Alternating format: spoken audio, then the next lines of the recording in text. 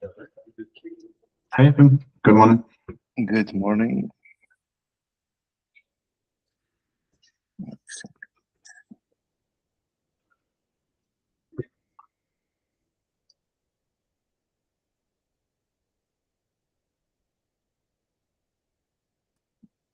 Getting the documents. Hello, morning. Morning.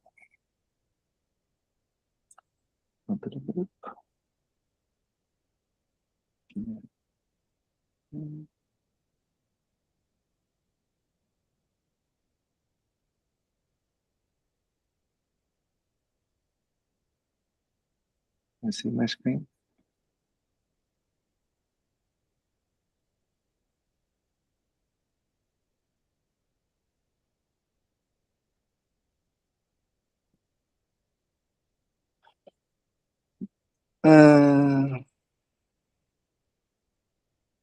Yeah, I put these on the agenda for the time being. I don't know whether there's other topics.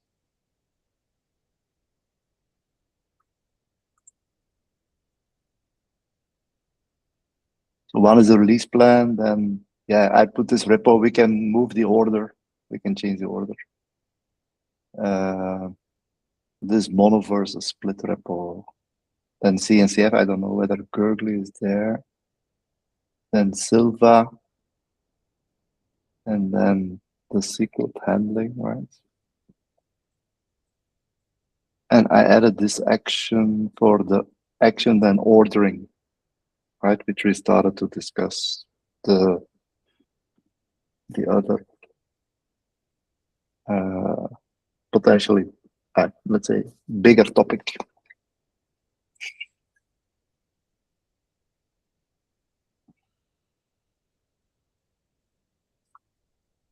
So is there anything for the release this week? And Marcus is not here yet.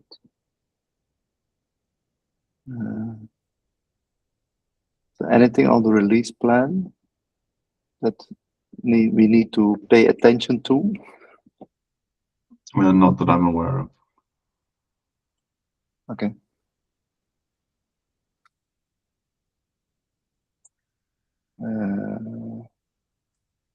No burning issue, right? No burning. No, we were able to configure some CNFs with the latest fixes in the release that was done last week. So, okay, perfect. I don't know if the docs is reflecting the latest version, though. I think that when I spoke to Marcus about it, we said we'd wait to see if the bugs were actually fixed before doing a docs release. So I guess the docs release could be done, but I mean, it's not. Okay. I don't know the status. Do we see it is that a PR or something? Don't think so. Here's Marcus. Hey, Marcus, thanks for joining. We were just discussing the release plan for the burning issues. Alex told that there is a docs release was pending based on the tests. Did that happen or not yet? No, did not yet happen. Okay. There was the quick fix that was, yeah, again related to XML ordering, right? So the data server is is released, and the docs still need to be released that reference that new version. Yeah, this is what we discussed. We said we'd wait to do the docs release until we could figure out if it fixed the issue, and we found out that it did fix the issue now. So. Okay, yeah, then I'm going to release docs. No. Your audio is a bit. Is it only from me or is it? Yeah, sorry, I was moving into the kitchen to grab a coffee. Okay, yeah, no worries. Okay, so that's that. I have also had a quick call with one of the guys opened a PR some while ago, and he wasn't even aware that we were having these meetings here. So maybe it's good to again publish these invitations in the announcement channel also. Yeah. Okay. Yeah. The invite is pinned an SDC meeting, but yeah, I can post it again there. Yeah. Yeah. Pointed that out to so him and sent him forward him the invitation, the calendar invitation. But yeah, he wasn't aware. So yeah, I don't know. Maybe try and get more focus on that as well. Thought, yeah, it's just. Yeah. No, yeah. Sometimes we have to remind it, right? Yeah, I don't know what is the best place to. Yeah.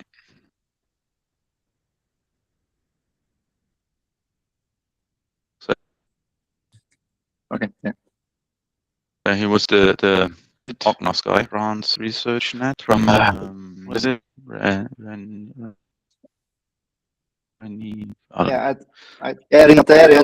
yeah, exactly. Yeah, he said a colleague of him talked to you in Munich. So yeah. Yeah. Yeah, they are planning to use SDC for their backbone, I think. Yeah. Yeah. Okay, then I see Gurley on the call. Is there anything else on the release plan? Sorry.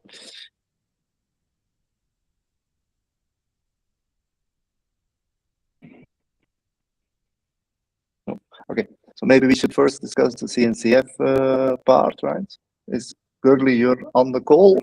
I am in because, the call. Yeah, go on. Because, yeah. Okay, so it's still pending, but is it not important because there is KubeCon in North America? We could have a speaking slot, not? And a stand.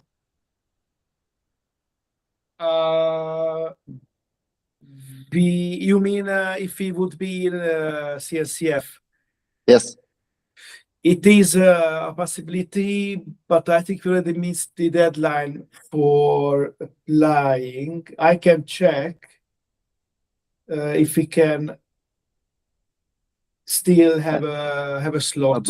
Assuming that we are in, I will check with Daniel if it's still possible to have a kiosk in the project pavilion. Yeah, that correct. would be very good. Yeah. Yeah.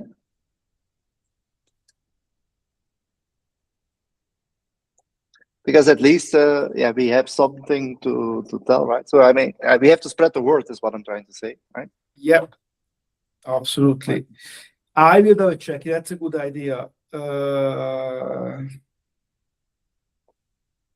I'll put them here, right?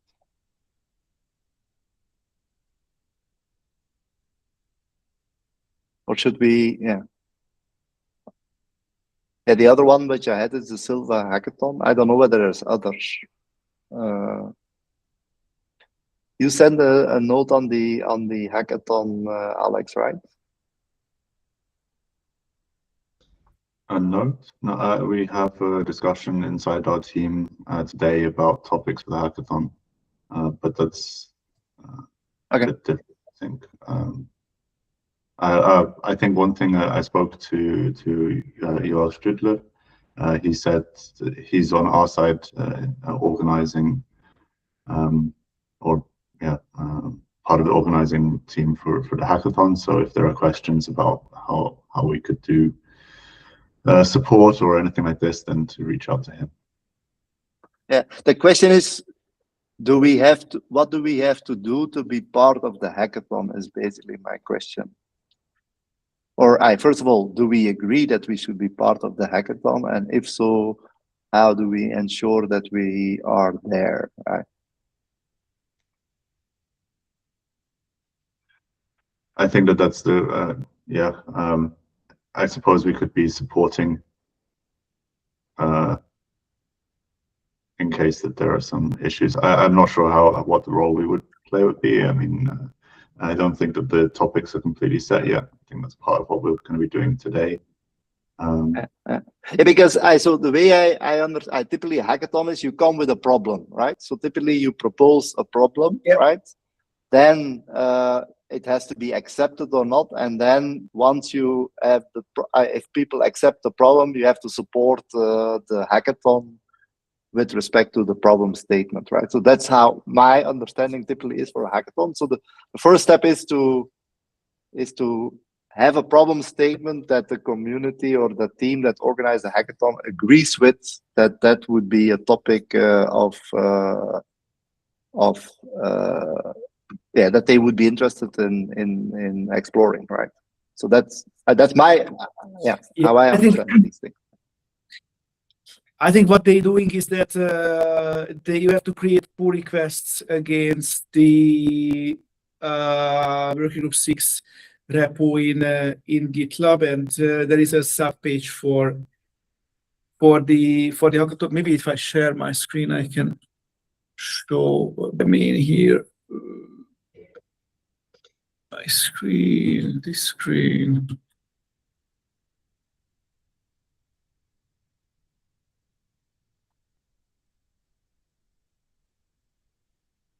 So yeah, so this is a merge request, and they are proposing, for example, this npm operator as a topic here, and they put a problem statement, description, and some kind of like project details, this kind of things. And there is one about supply chain. So I think we should propose a topic like that using this template. I think that the question is if it's going to be something that's a project that we propose for SDC, or if we're there to support the other projects, because this npm case, for example, will be using SDC to apply configuration. Okay, I see. So that's the question there. If we're going to be there as a supporting role to support. Yeah, then we have to just add ourselves to here. If you're supporting one particular project, then we add ourselves as somebody who is interested to join. And I think if we already know that a problem plans to use SDC, then it might be useful to add ourselves to support the success of the project. Yeah, typically we are a means to an end at the end of the day. So you could, right? So typically we are served by something that sits on top of us for the SDC. And okay, so that's what the npm use case is about. Okay, if that's the goal, that's fine with me, right? So yeah. Or would it make sense? Maybe pitch a thing where we can show the actions, the netconf actions, since this is going to be what we're working on. Yeah, we can. Yeah, like either the secrets or the actions, right? When they said it's November, right? So we should have something like that. Yeah. I think it will make sense to showcase that, the development that we're addressing the issues and ongoing and showing the new features. But then you basically have a specific proposal for SDC, right? Where you basically exercise the new capabilities. Yes, I think. No, sorry, go ahead. Yeah, I mean, I don't know exactly what's the hackathon event type agenda. In the event agenda, it says it's a 2-day thingy, right? Day 1, presentation of the operators. Day 1 and 2, hackathon, development and test of the projects, and then day 2, wrap up. So seems like there is some presentation part up front. I mean, I don't know if that's like introducing the problem spaces and so on, or like that's probably to be figured out, right?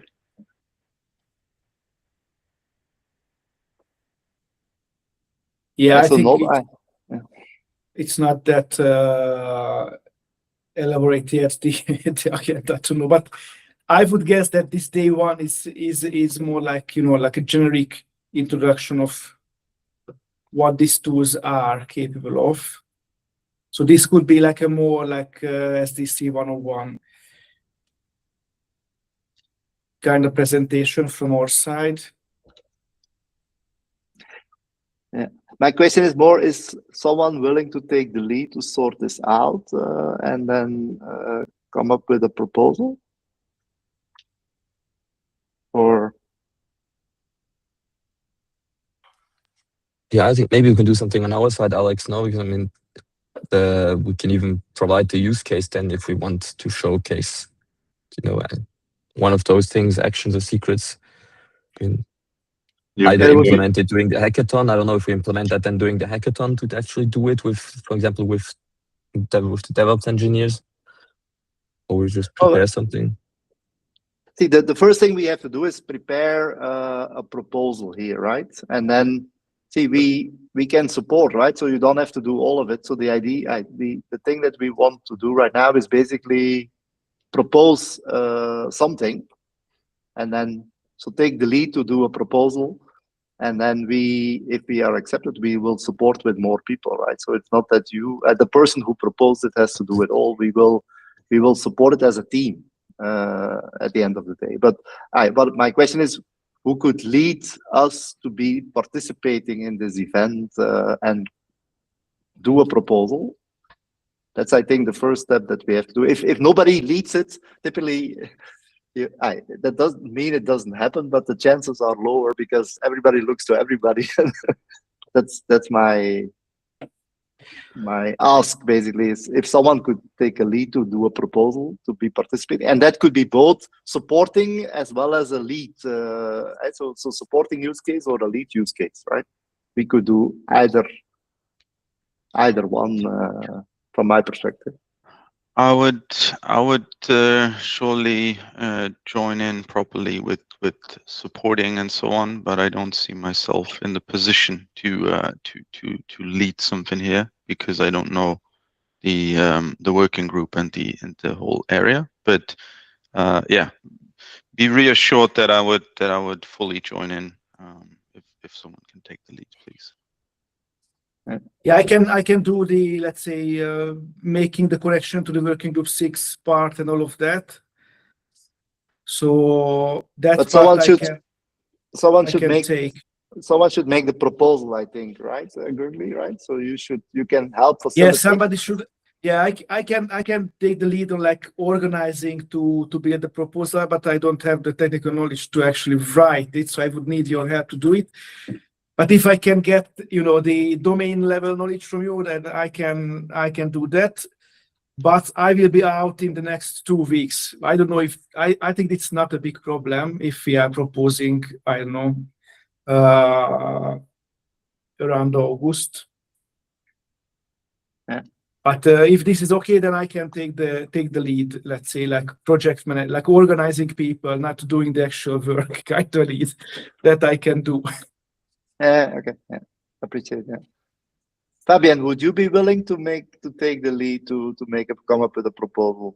And as I said, it can be both supporting. Yeah. Yep. Okay. Proposal. The next working group 6 meetup is on the 16th of July at 2:00 European time. Yeah. That is another problem for me because I will be on holiday and I'm not sure if I will have any coverage or anything to be able to join. No, I won't be able to join this one either. This time I'm also off. I will see whether I can join. I'm working, so if nobody can join, I will try to see whether I can join. Yeah. I can send you the meeting details. Yeah. No, 16 should be fine for me. I might be in the US, but hopefully not. But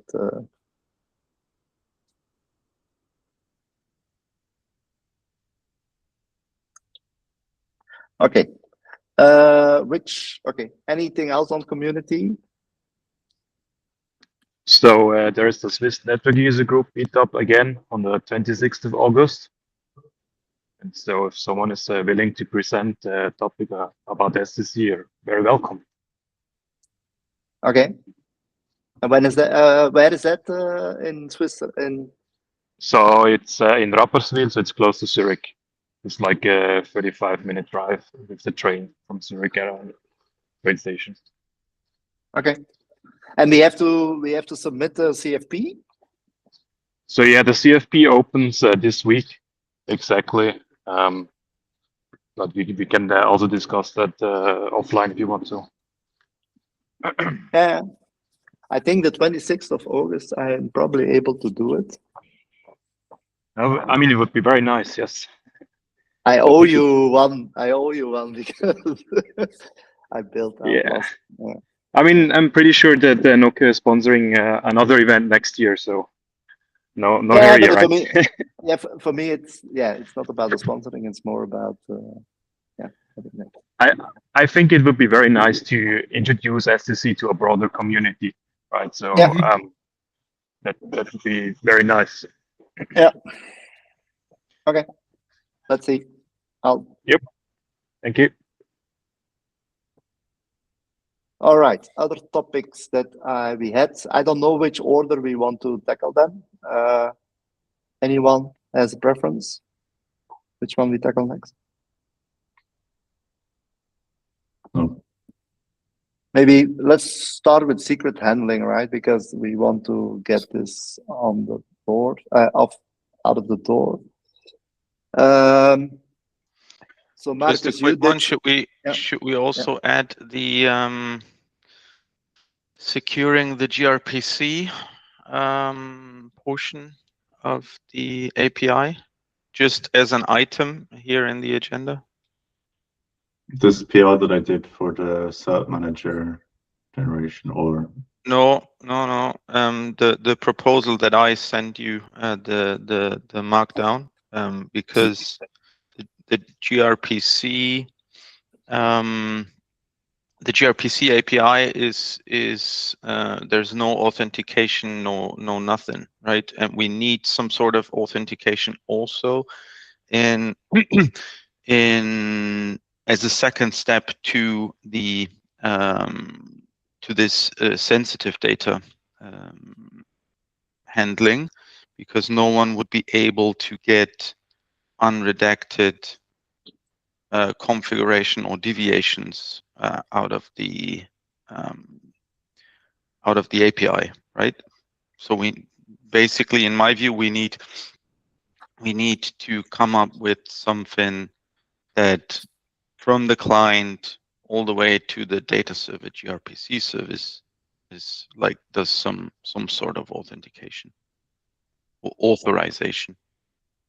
Because to distinguish between admin versus non-admin or something like that. Right? Exactly. That's the thing. Yeah. So if it's related to secret handling, it should be part of this topic, right? It should be part of this PR, because it means I think all the capabilities needed to make it secure should be there. No?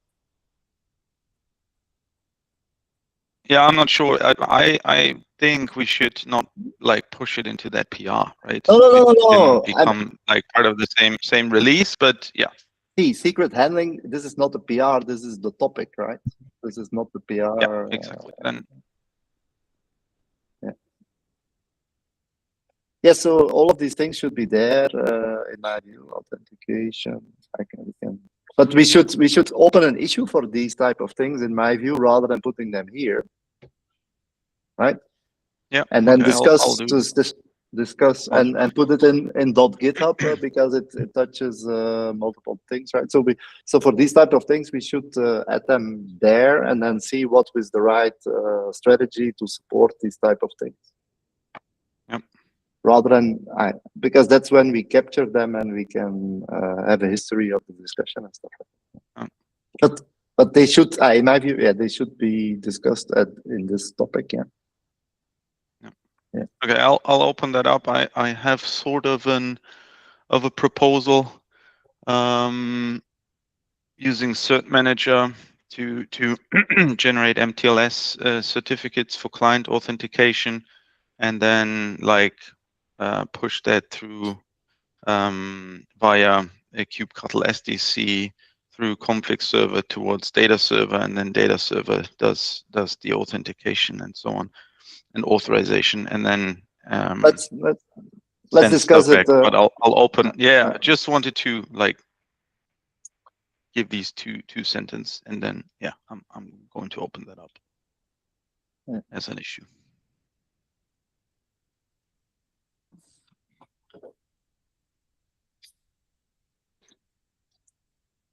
Okay. So Marcus, you did some basic testing from what I saw, and there were some issues that are fixed, I think, in the meantime. So the basic functionality is that starting to work?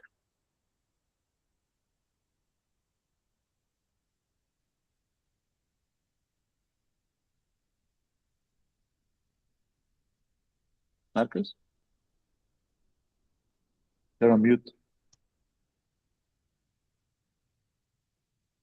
Thank you. Yes, it started to work. Then I ran into issues testing it locally with having two key rings defined, because they're selected by label, and yeah, therefore you can have multiple key rings. And we need to discuss. And then we bailed out. Discuss that one. Yeah, exactly. We need to discuss this part. So one of the general integration test run worked fine after these 2-3 small bug fix PRs that I've opened. So yeah, looking good. Yeah. So the issue that Marcus ran into, and okay, so yeah, so there is a few things that I decided, but which we haven't really discussed yet. So one is, so there is a need for a key ring which is in a secret, and so this has the keys to basically that you can rotate to actually decrypt the secret data before sending to the data server. Now, at the moment, the key ring, there is a few things to be discussed. One is I have a default key ring as part of the artifacts, which is probably not the best way to do it, but I did it like that to avoid having to configure things. So basically it's in the artifacts, but that's probably not a good thing. So the reason it was done is because if you don't have the keyring secret, nothing will work, or this thing will not work. So you need it, right?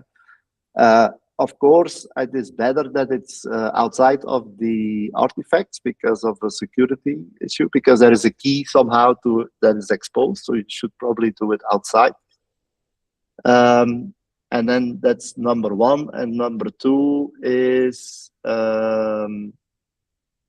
that the way I do the lookup, because in Kubernetes, you still have this issue of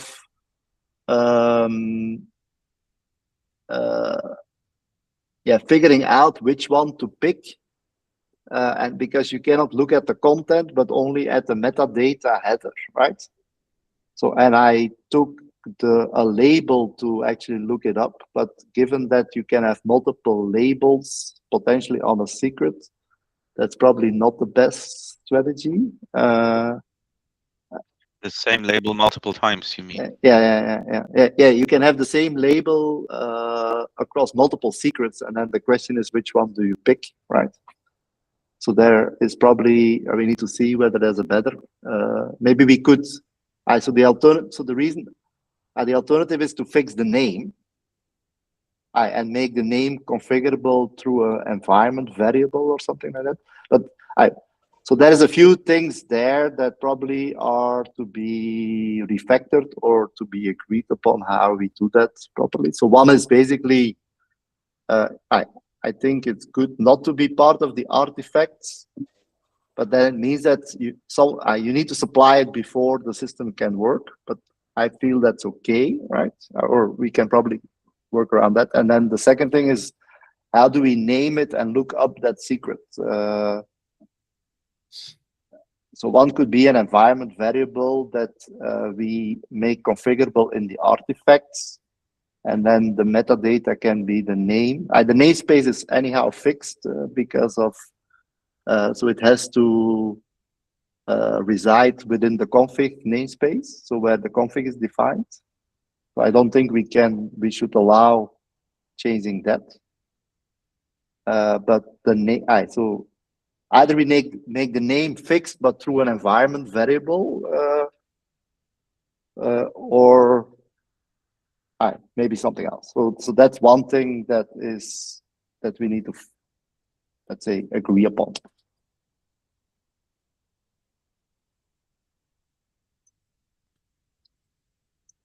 If that makes sense or not.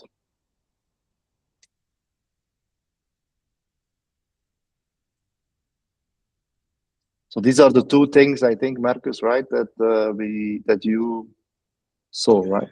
That are to be changed. So yeah, I think the tendency for an insecure setup is too high, having the secret being part of the artifacts. So from that perspective, I would vote for removing it there, and like clearly stating in the docs how to generate it and get one.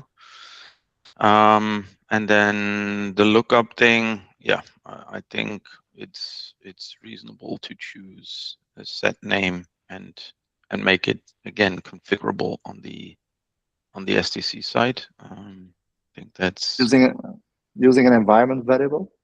Yeah, that's fine with me. Yeah. Okay.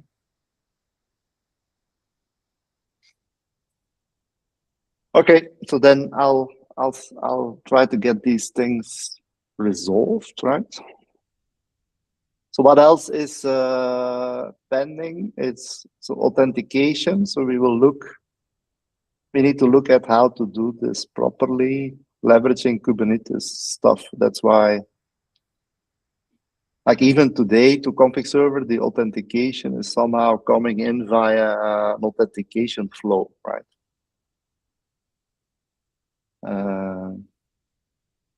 But let's discuss it. My view is the following: is I think the channel between data server and config server, I think we should do MTLS, but for me it's more an infrastructure protection, right? Using MTLS, and then there is the second thing is the authentication of who is requesting what and what permission that person has. It's typically a second thing, because typically MTLS you set up during boot up, whereas who accesses what is going to be defined based on the session that is initiating the command or the API. Yeah. So one first thing to decide, I think, is what do we need to authenticate, right? I mean, are we fine with having client to config server authenticated and leave the config server to data server part unauthorized, right? And like free for all? Or do we want to protect the data server API? Yeah, but And my view is protecting the data server API with something that like can flow through config server, because if someone exposes data server gRPC API to the external world, blah blah blah, then we run into all sorts of issues, right? So from that perspective, I would say like having something there on the data server level already is correct. And then we can do, of course, some sort of authentication also in config server, but the certificates should make it all the way to data server, if you ask me. Yeah, but there is two things in my view, Marcus, right? There is one is the gRPC connection between config server and data server. There should be MTLS on it, right? Which is independent of the user who is exercising it. And then there is, and that's also how Kubernetes basically works, right? So then we need to find a way on how we expose the authentication information all the way down. And so Yep. at the moment, there's nothing there. And so we have to see how we leverage that. But for example, in an aggregated API server case, there is a special session handling between the main API server and the aggregated API server. And we need to see how we can tap into that and expose that information all the way down. Yep. And then there is a secondary challenge is how do you determine who has access what? Because typically the way it works in Kubernetes, you have permission, you have RBAC rules, and you need to see how you can get into the RBAC chain. Yeah. And Yeah, assign something. So that's the whole thing that we need to figure out on how we handle that. I have a document, a proposal already for the whole chain, right? Okay. I'll dump that into a GitHub issue and I'll share it with you guys. Yeah. Okay. And that's including cert manager and elaborated permissions for config server itself towards data server, and then user-based or role-based authentication based on these MTLS certs for users that will then pass through config server into data server. So yeah, I'll create the issue and then you can have a read through. Mm-hmm. All right.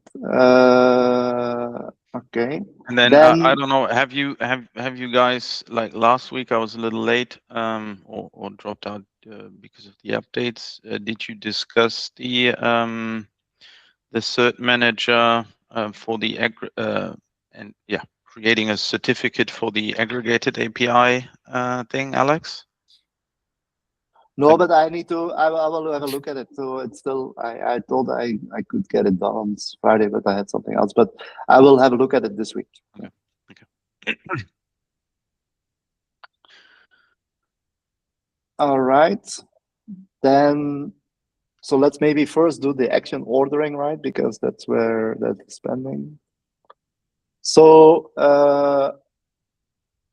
any update on, I added the issue to the GitHub page, I thought. Did we? I shared this with some colleagues internally, and mostly it was well received. I think there was just one comment added about another use case in the issue, but otherwise it was it looked good from what I understood. So yeah, this is the comment. See the order is important and need global ordering. So yeah, that's that the config and the actions share the same ordering system, so that you can with the config. Yeah. I think there was one thing here in the text which was a bit unclear in the main body of the PR, of the issue. If you scroll up just a little bit to point 2, here we talk about action execution policies, and we have here on failure as a policy, and I think that that's incorrect. It should be that this on failure is how we deal with failed actions rather than as a policy for triggering an action.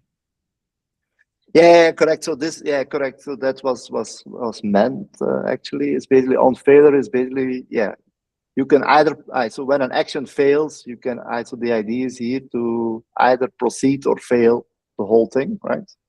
That's, yeah, so it was not meant as an ordering or something. Yeah, so it's a dedicated policy for failures. That's what was the idea. Okay, but we'll clarify, right?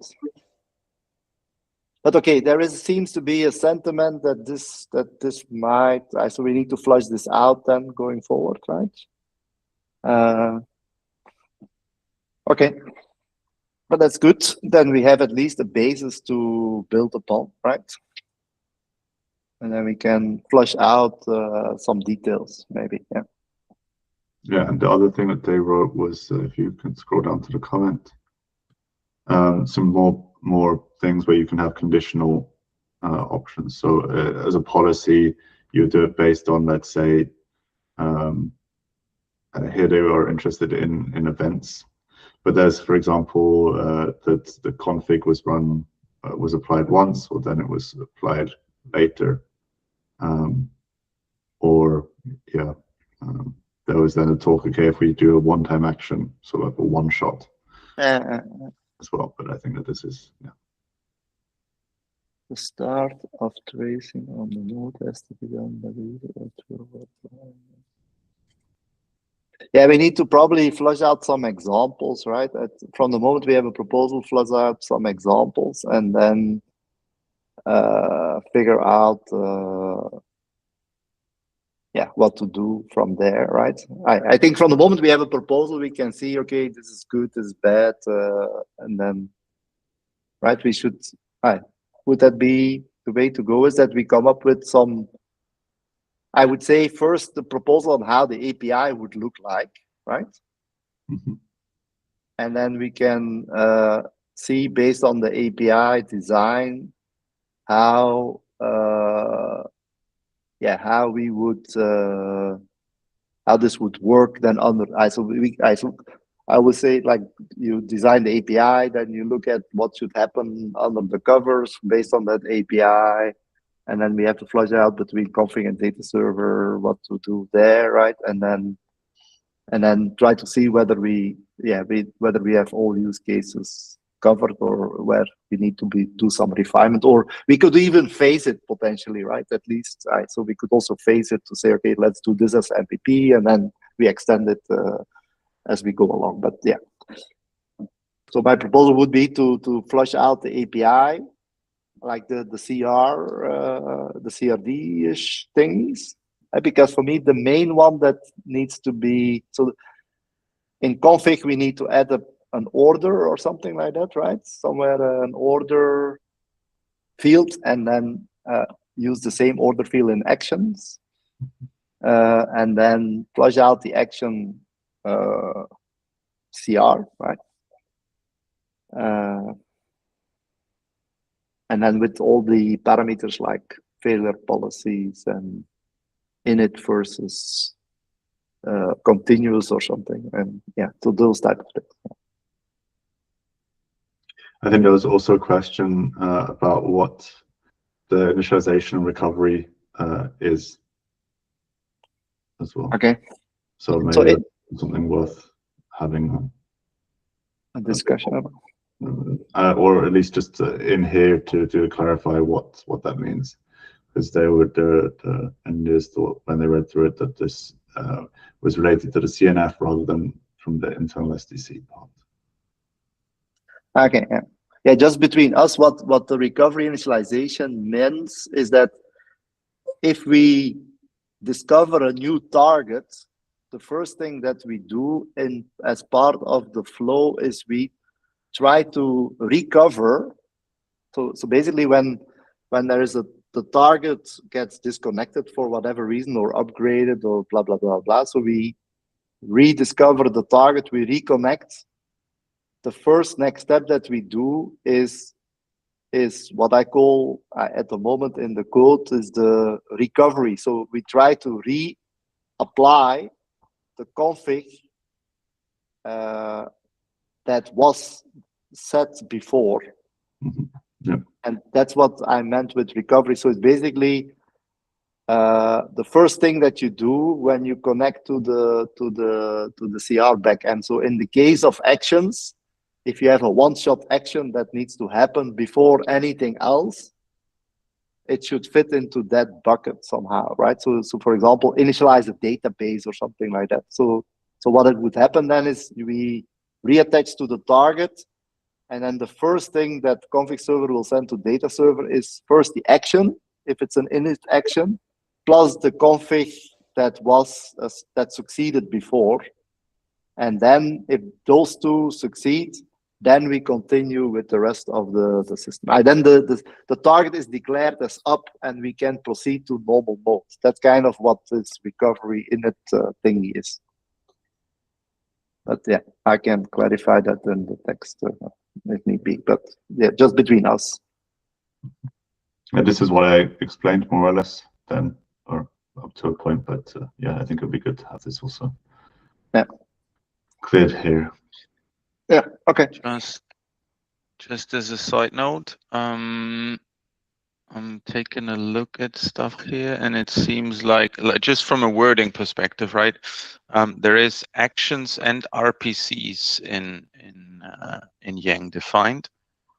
So yeah, if we like write about it, talk about it, that's something to keep in mind. RPCs is a global function call, and then actions is something that is that takes a specific instance of a container or a list as or it's bound to that, right? And you need to provide the path to it if you call the action. Yeah, that's a good point. Yeah. And RPC and actions are different things. And yeah, that's true. Yeah. All right. Okay, doke. So basically, propose API and then flush out details from afterwards. RPC is different than actions. Clarify in text, and then the other one is recovery / inits in config server to be clarified. Right. Okay. So then the last topic is repo strategy. So I brought this up. And I don't know how people perceive it, but I feel that because we split all these repos, the amount. What I see in bigger projects happening these days is that they put everything in a mono repo rather than splitting it. And I also feel, I mean, if I personally these days I do it myself as well, because you see it simplifies a lot of operations, or there's a lot of overhead that you don't have to deal with otherwise. But that's my personal view. So I wanted to, so maybe it's good to get different perspective of it. Of course, we are not there, so it's a big burden. But I'm not saying we have to do it either way. But I just see the amount of things that we always have to do across repos is like,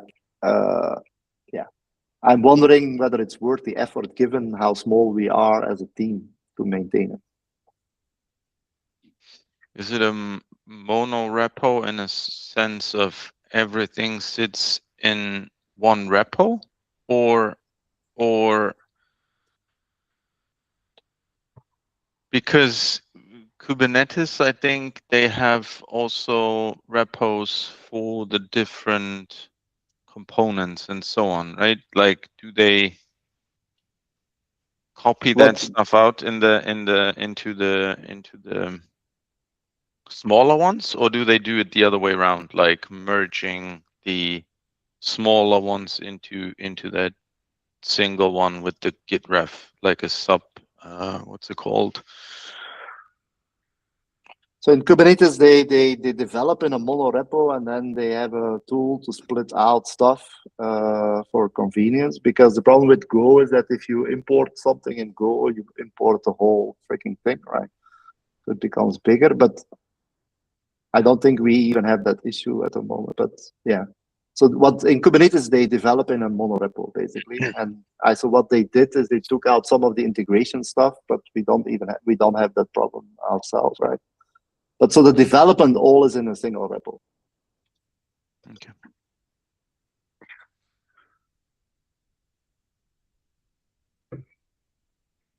Yeah, I don't know. I mean, from my side, considering the fact that we want to come to a production ready 1 dot something release, I would at least postpone it. Yeah, we don't. Yeah, I also think it's not the like right time. No?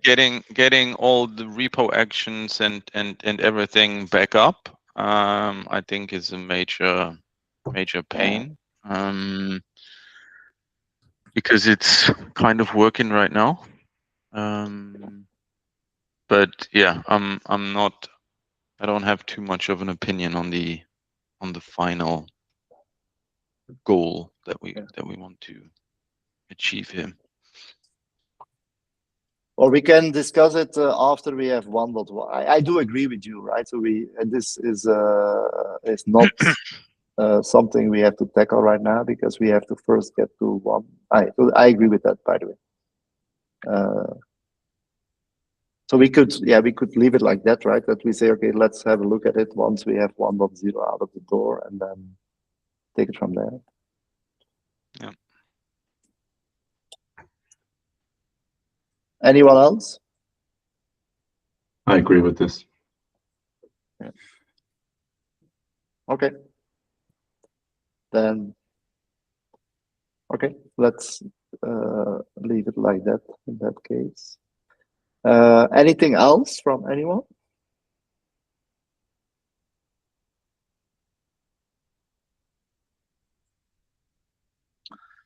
If not, we can give you a couple of minutes back.